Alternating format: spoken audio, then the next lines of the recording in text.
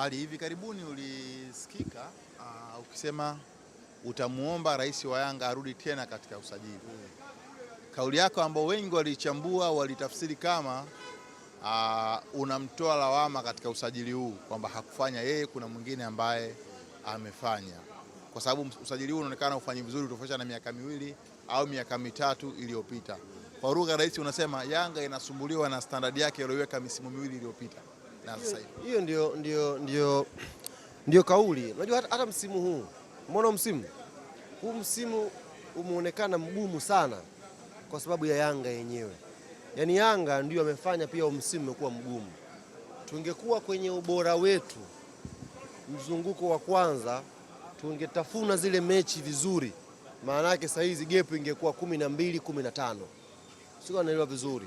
Kwa hiyo tulivyo angusha alama ndo tumetengeneza ugumu kwenye msimu. Lakini kwa timu nyingine zilivyo msimu huu ambao ndio mnasema ni washindani wa Yanga, wako dhaifu hali, wamechoka kwelikweli. Ni sisi Yanga wenyewe, kama ambavyo mnashindanisha Yanga ya msimu huu na msimu uliopita, ndivyo hivyo Yanga ya msimu huu inavyofanya msimu huu pia uonekane mgumu. Lakini tungekuwa kwenye ubora wetu, yani kama hivi unavyoona tulivyojipata mzunguko wa pili hapa, tungekuwa na kasi hiyo michezo mitano ya mzunguko wa kwanza, saa hizi gap ilikuwa 15, tuko pale kileleni. Lakini kwa sababu tuliangusha alama, matokeo yake nini? Tumefanya mpinzani amehisi kwamba anaweza akachukua ubingwa. Lakini tungeweza kushinda michezo ile mitatu ambayo tuliangusha alama ya Azam, TRA na Mtibwa, ni pointi 9 zile. Tungeweza kukaza tukashinda kwenye ubora mkubwa, ilikuwa 9 ongeza ni 12 tayari Sheikh. Ilikuwa tupo kileleni na discussion ya msimu kwamba una ushindani isingekuwepo. Kwa sisi Yanga tunatambua daraja letu na tunapambana tufikie kwenye daraja hilo kila inapoitwa leo. Niwashukuru sana wanachama na mashabiki wa Yanga waliotoa maoni kipindi ambacho timu kama ina yumba hivi. Viongozi ni wasikivu, yamefanyiwa kazi.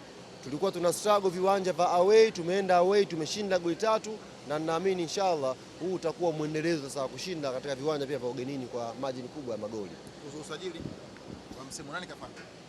Nyie wachambuzi mnatuchanganya. Kuna wakati mnasema vilabu hivi vizingatie weledi. Makocha waachiwe vitu 100%. Na hii nilizungumza kwa uelewa mkubwa wa football. Bahati mbaya tu watu hawakunielewa vizuri. Kocha duniani kuna aina mbili za sajili. Kuna kocha kupendekeza maeneo, yani technical department ikapendekeza position kwamba naombeni winga anatumia mguu wa kulia, naombeni midfielder anapiga miguu yote miwili, mwenye kimo anapendekeza position. Alafu kuna usajili technical department inapendekeza mtu, mimi namtaka mtu fulani.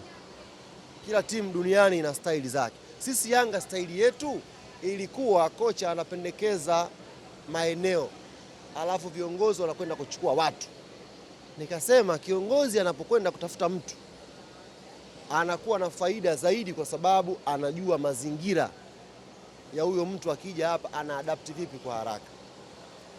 Kocha anaweza kuleta mtu au technical department ikaleta mtu, huyo mtu akaja kustruggle mzuri, lakini akastruggle na mazingira anayoyakuta hapa. Kwa mimi ombi langu ilikuwa style yetu ya zamani irudi. Makocha, technical department wote wapendekeze maeneo ya kuimprove.